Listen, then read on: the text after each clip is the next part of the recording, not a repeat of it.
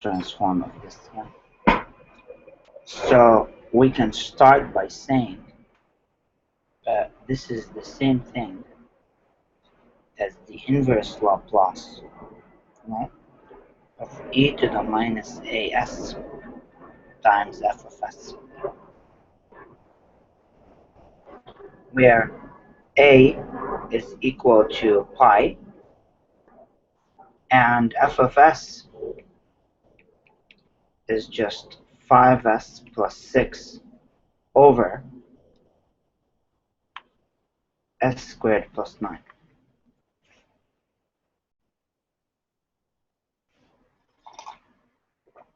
Yeah, and just like we did in the previous example, we will descend down to say that the inverse Laplace will be some shift of a times f of t minus a.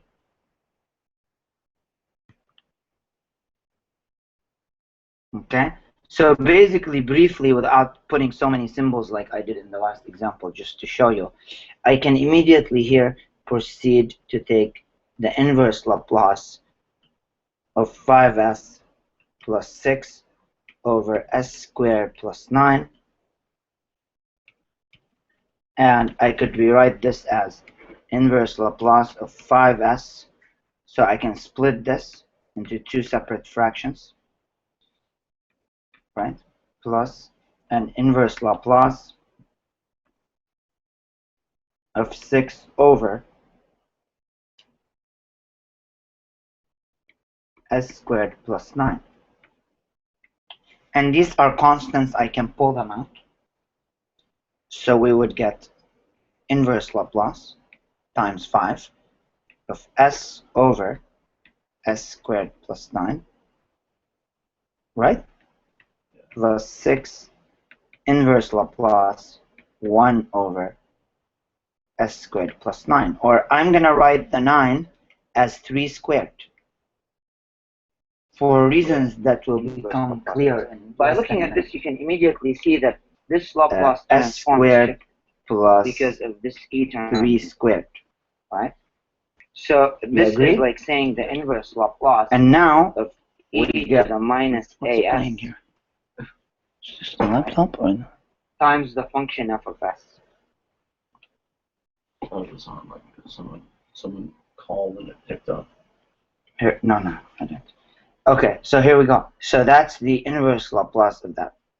Okay, and the reason I did this is because when you look at the tables, you notice that the inverse, the Laplace of sine bt is b over s squared plus b squared. Okay. Right.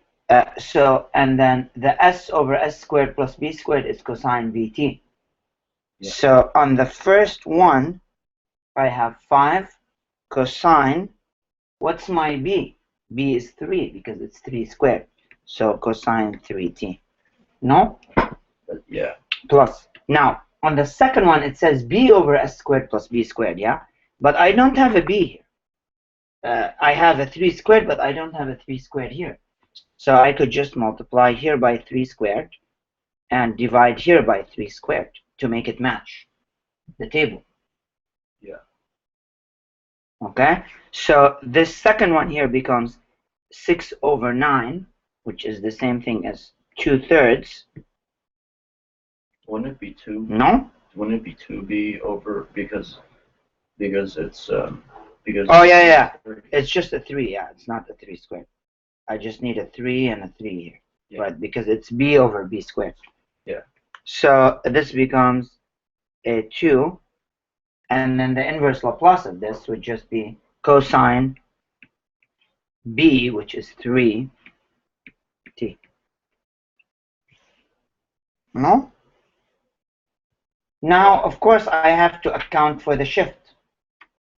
Yeah. I have to account for the shift. Yeah, there's a pi shift. So all I'm going to do is I'm going to say, it's very simple. How much is your shift? It's by pi to the right. So I'm going to say the inverse Laplace, right, of f of s, the original one, is equal to u of pi, just like I did on the previous question, right? Times whatever I got. Yeah. Okay? So this will be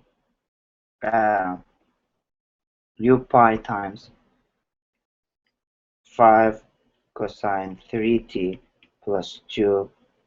Wait, one of those is a sine. Yeah, this one is a sine, not a cosine. Alright, let's leave it in green. Okay, this is a sine.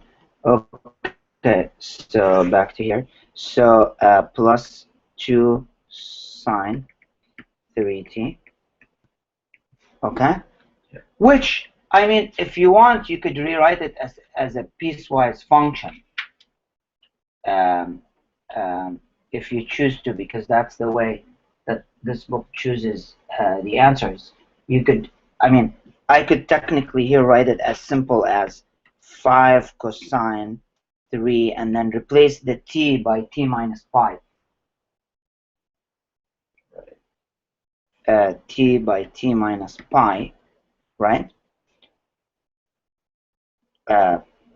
So this is all inside the cosine, and then plus 2 sine 3 times t minus pi, right? And of course I can multiply this whole thing by u pi of t, right? So this would be the inverse Laplace. Is that what you got? Well, the first part, I didn't, without the shift, I got 5 cosine 3t plus 2 sine 3t. Except I didn't get into the shift yet. You just replace the t by t minus pi because it's shifted by pi. Right. Yeah, and what this u tells you, it's really just telling you that from the previous section that we just did, if you look at the theorem, it's just standing for, like, I could rewrite this as, if I want to rewrite this as something different here, you know, I could rewrite it as the inverse Laplace to equal 0. That's what this u does. If t is in between 0 and pi, that's what it means. Okay, and it's equal f of t minus a, and it's equal to 5 cosine 3t plus 2 sine 3t if t is greater than or equal to pi. So those two answers are equivalent answers to write them as.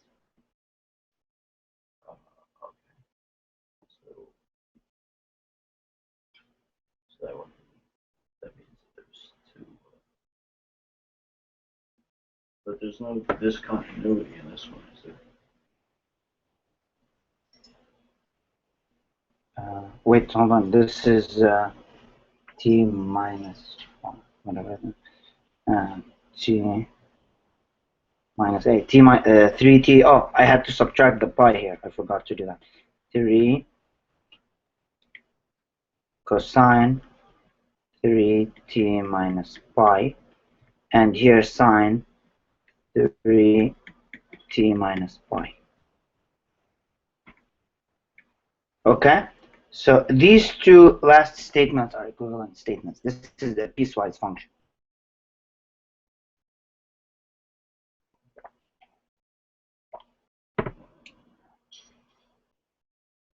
Got it?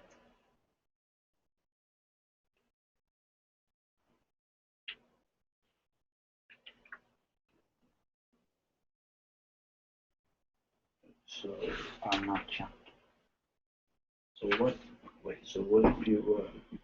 That concludes this question, yeah?